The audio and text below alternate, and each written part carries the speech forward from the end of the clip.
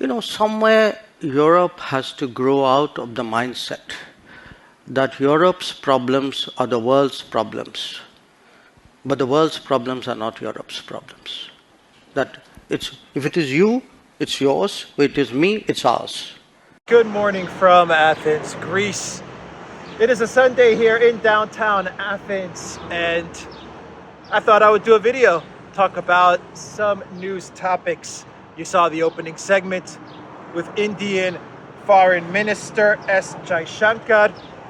Your problems are not the problems of the world. And he was saying this statement at the Global Sec, or the Globosec conference. It was actually the conference that I talked about yesterday in my video, where Ursula von der Crazy said that the EU has a moral duty to let Ukraine into the European Union. And so now you have the Indian foreign minister coming out and saying to all of Europe, you know what? Your problems are your problems. Leave us alone. We're going to do whatever we want to do. And what India is doing right now is that they are positioning themselves to be a global energy powerhouse. And they're doing it in cooperation with Russia. And we are getting reports. Alexander actually was talking about this on his channel and a video that he uploaded just last night, where he is getting reports, we are getting reports, that it looks like the European Union will be A-OK with getting oil transported from India, as long as it is refined and transported from India. There are various articles.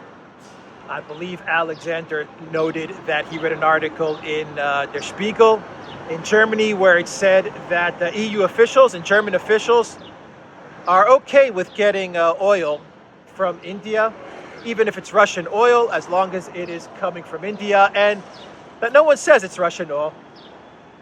Just kind of get the oil to India, and then from India, transport it back to Europe, and just be quiet about it. Let's not say it's Russian oil. Let's say it's something else. Maybe oil refined in India, and that'll be okay for the European Union. But it's Russian oil. I am positive that Modi and Putin, they're high-fiving each other, because what's going to happen is that you're going to have oil from Russia go to India, get refined. India's going to get that oil at a discount, but Russia's still making a nice profit.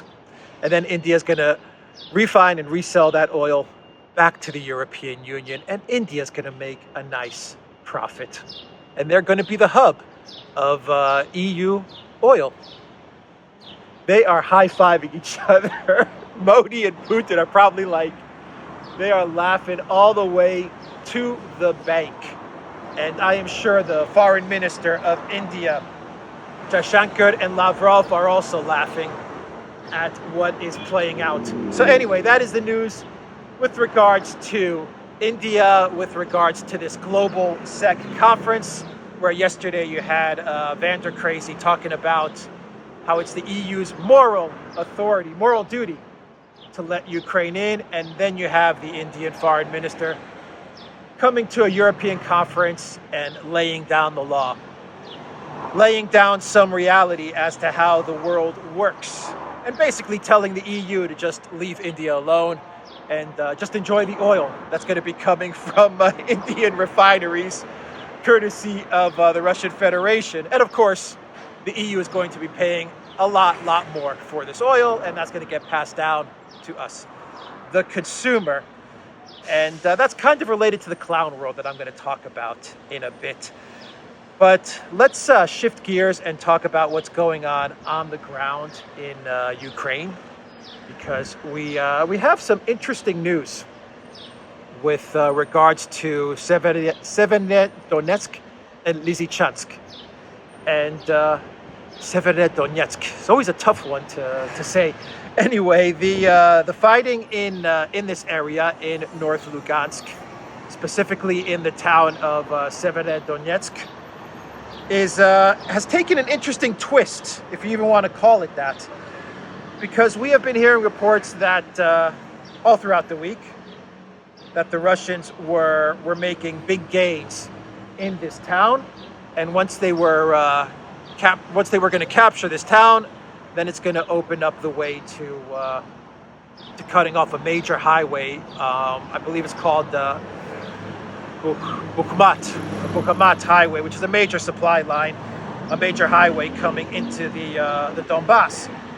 And yesterday we started getting reports, and as well as reports from a Reuters journalist, but we're getting reports from Ukraine, the various Ukraine outlets, Telegram outlets, even reports coming from the Telegram account of Strelkov, who is, I won't get into his history. He was someone that fought in the Donbass. He was leading much of the fighting in Donbass, and then later he kind of exited from that role. But he has a very popular Telegram channel where he reports on what's going on in Donbass with this conflict. And he even came out with a statement basically saying that the Ukraine military, aided by Polish and other foreign mercenaries, I've heard reports that these mercenaries were speaking English.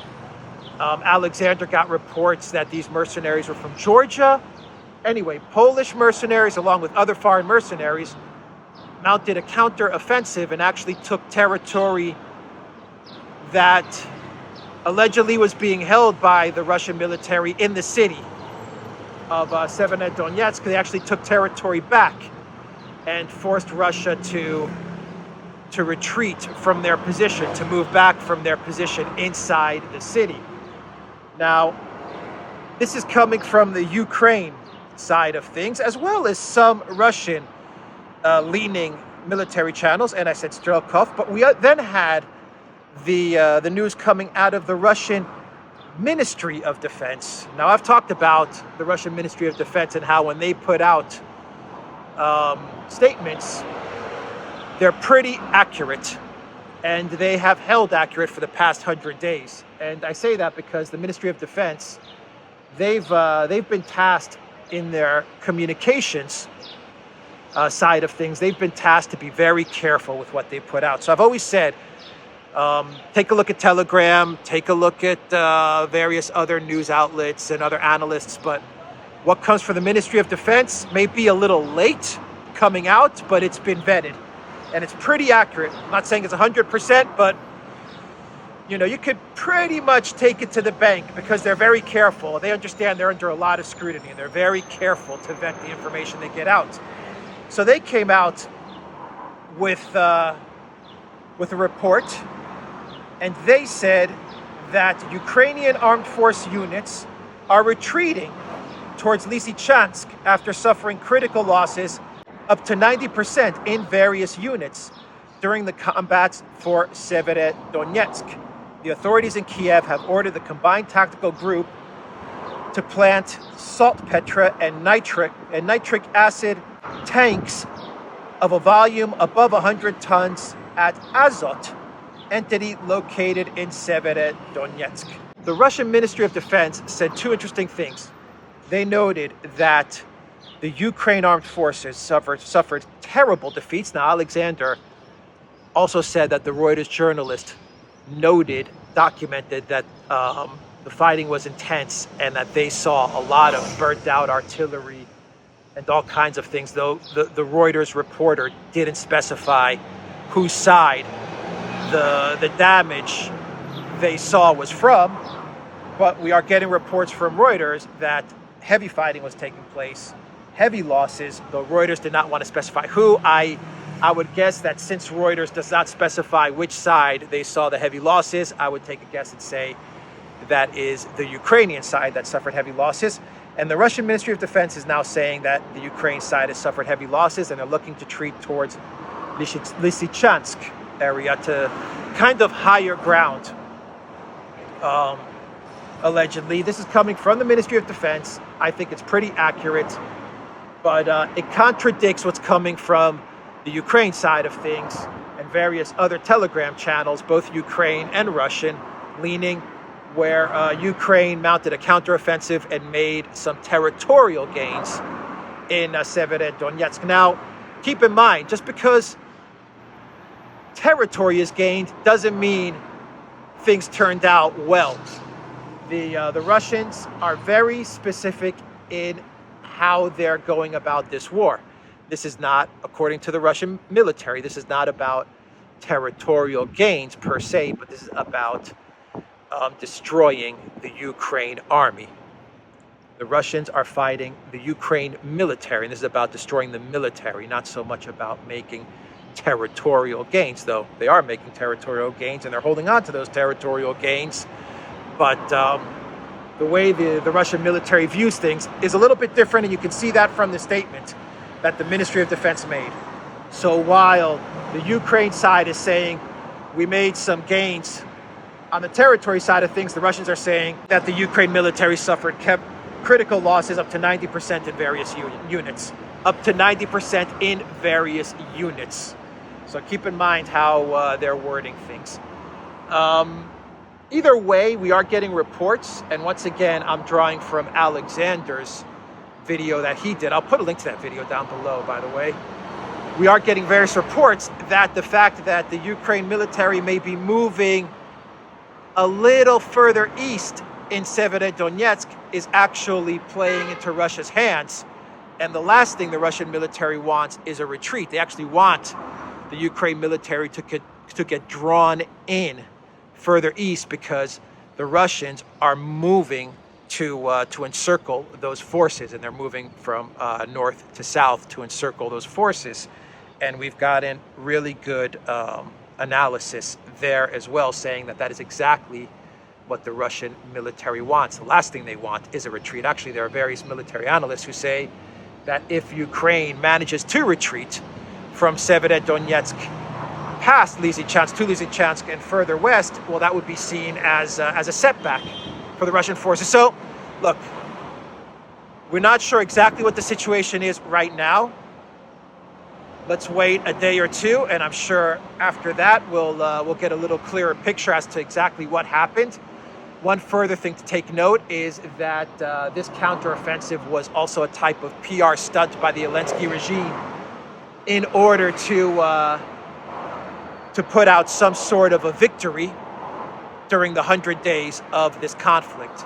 So the Zelensky regime, instead of retreating, which many of the Ukraine commanders are urging Zelensky to do, instead of retreating from Severodonetsk because they see it as hopeless, it looks like Zelensky, aided by Polish and other foreign mercenaries, has decided to engage in some sort of counteroffensive, which gives him some sort of PR victory, marking the 100 days of this conflict. It's also interesting that we're talking about Polish mercenaries. Polish mercenaries. Let's remember that they have made it pretty far east, it seems. So, saying that, let's talk about a couple of statements from Russian President Putin and from the deputy, I believe he's the deputy head of the Security Council, former president and former Prime Minister Dmitry Medvedev. First of all, let's talk about what Putin said. And this is coming from Russia 1, where they've done an interview with Putin. RIA news agency, where they've done an interview with Putin, the state news agency. And they're starting to release some snippets. And one of the snippets has a very interesting quote from Putin, though we don't really know the context of this quote, or we're not even sure the exact question that was asked. But the clip of the interview, which is going to be aired tonight on RIA, and I'm sure we're going to get a lot more information once this airs. We'll get more context as to what Putin said, but the quote goes along the lines of, quote, Putin answering a question from a journalist, quote, "Our anti-aircraft systems are crunching them like nuts. Dozens have been destroyed." So who knows in what context that was being made?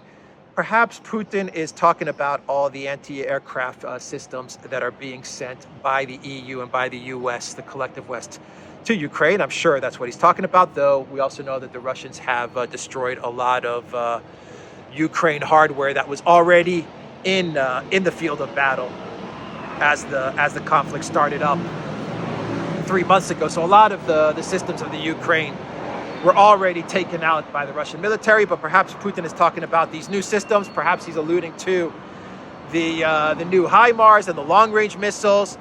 Maybe he's alluding to a lot of the weapons that allegedly the EU member states are going to pour into Ukraine. For example, we have news coming out of Spain that Spain is going to be supplying Ukraine with air defense systems as well as Leopard tanks. And Spain is going to train a lot of the Ukraine military and maybe some of the Azov NAZIs. They're going to be training these fighters to use the technology in Spain and in Latvia. So that was a statement coming out of Putin. We also had a statement coming out of Medvedev. And this was a really interesting statement from Medvedev. And as I've said, Medvedev in the past was seen as a very docile, pro-West Russian leader. That was his reputation. But during this conflict, he's come out as a true Russian patriot, hawk in a way. He has really been talking tough throughout this conflict, and rightly so, because Russia he's very confident, is what I want to say, because Russia is winning, allegedly winning on all fronts. That's how it looks. They're winning the economic war. They're winning the war on the ground. And it's starting to look like they're even winning the media war as well.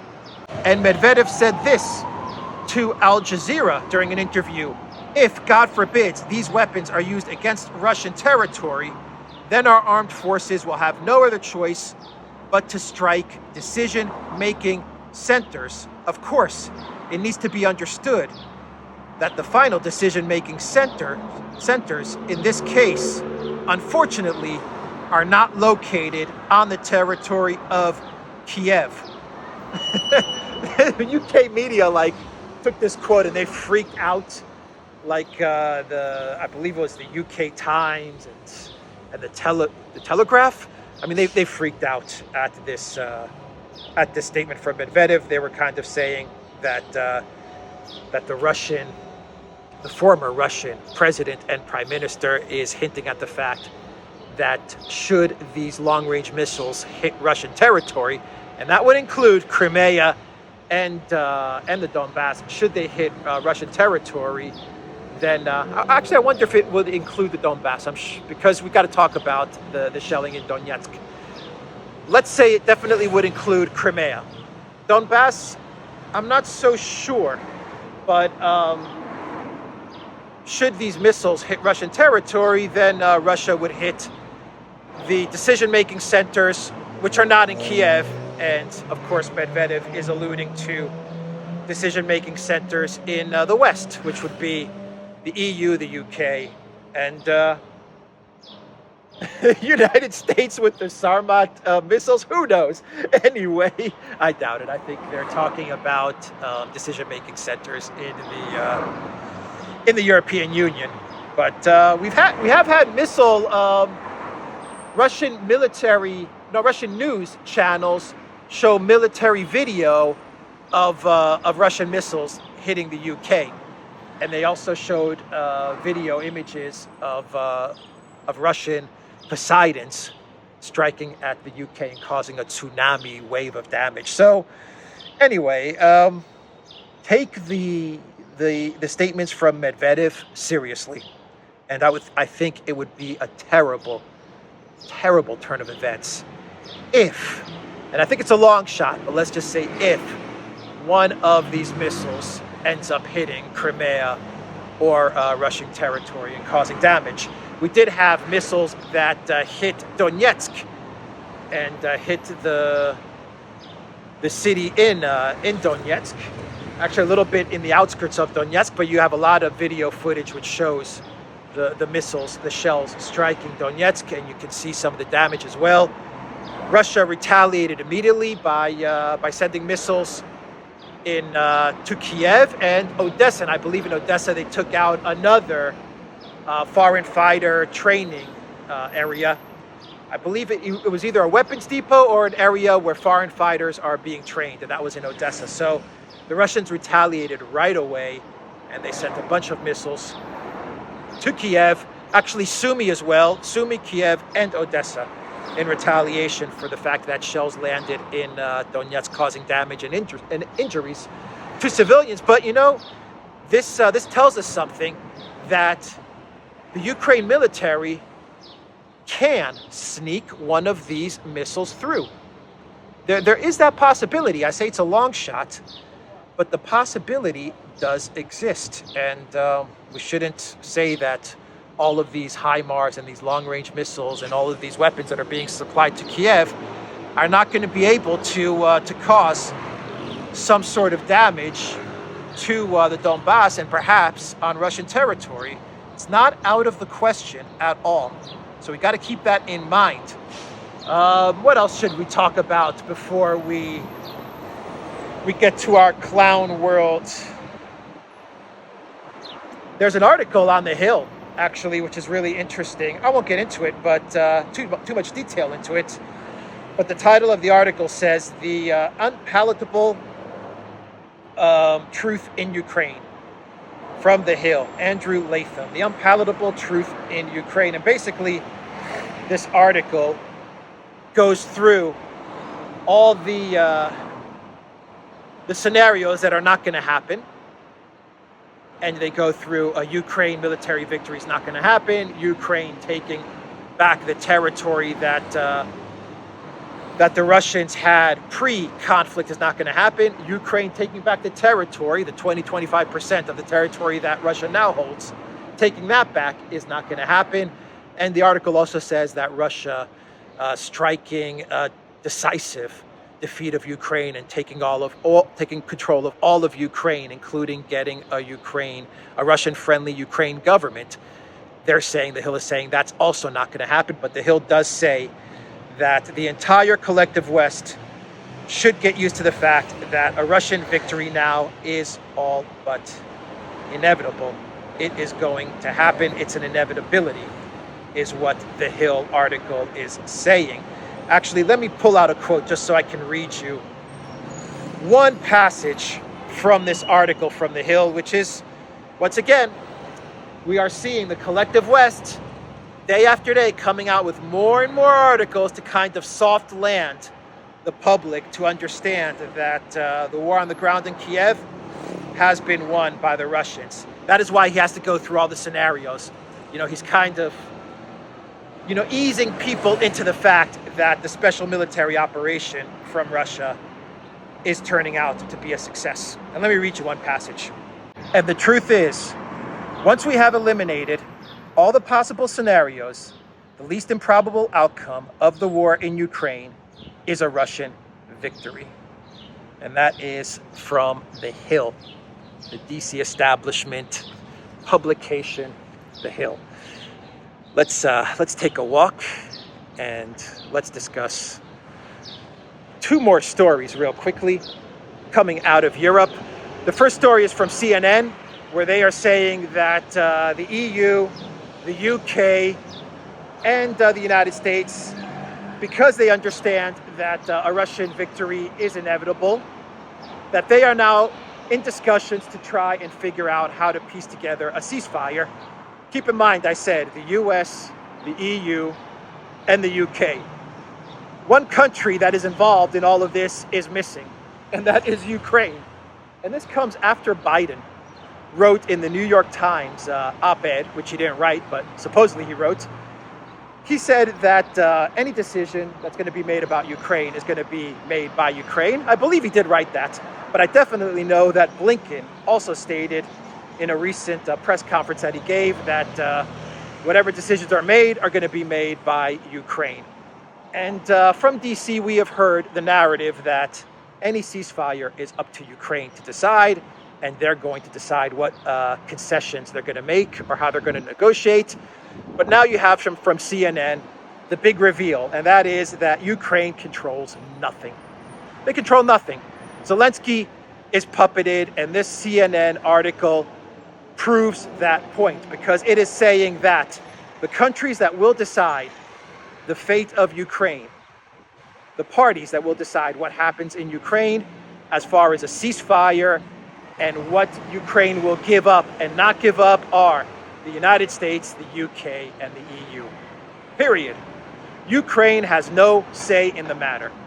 The only thing that Zelensky can do is take orders from the collective West with regards to what's happening on the ground in the battle in Ukraine.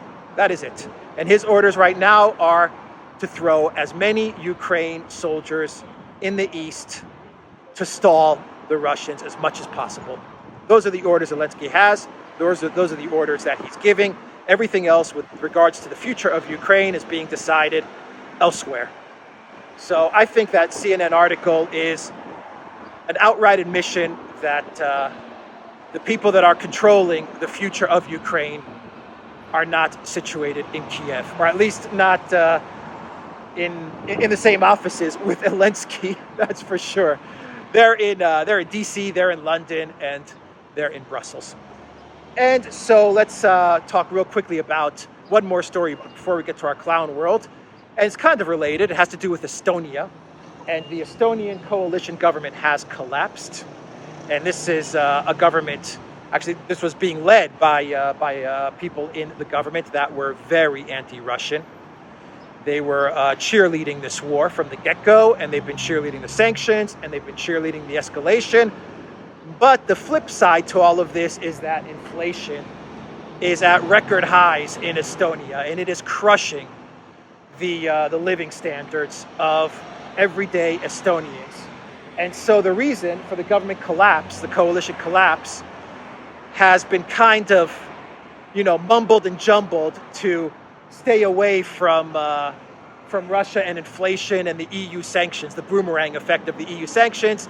And they're saying the coalition collapsed because of certain welfare issues and social issues and stuff like that. But we know why the government collapsed. It collapsed because the war is not going well. The Russians are winning. The economic war is not going well. The Russians are winning. And Estonians are paying a heavy price for these stupid, dumb sanctions that the collective West placed on Russia, and they thought they were going to get a regime change. When at the end of the day, the actual regime change now has happened in Estonia. So the boomerang effect of sanctions. Real quick, let's do a clown world.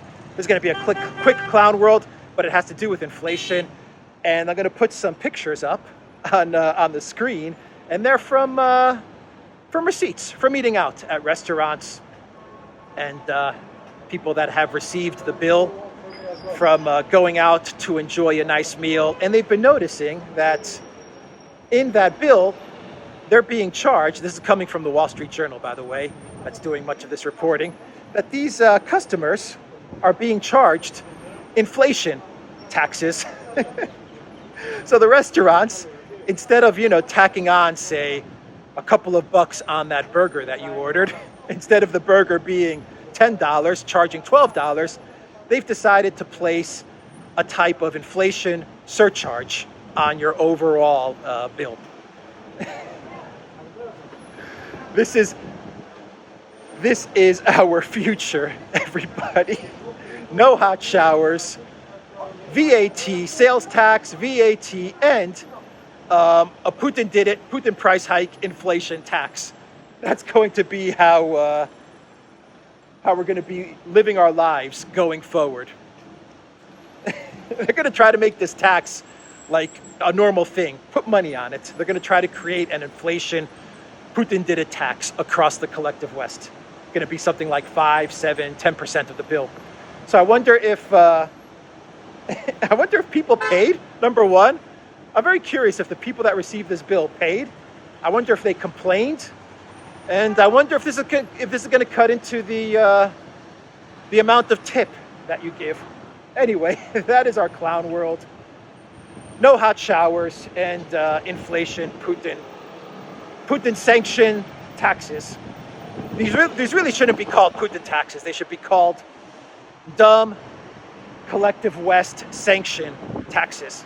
But there you have it. That is the video, everybody. Check out Alexander's channel. I'll put a link to the video that he did, which talks a lot about what's going on in Severodonetsk. And go to our locals page, the Duran.locals.com, and check out our main channel, the Duran channel. I'm coming to you from downtown Athens here on a sunny, warm Sunday. Take care.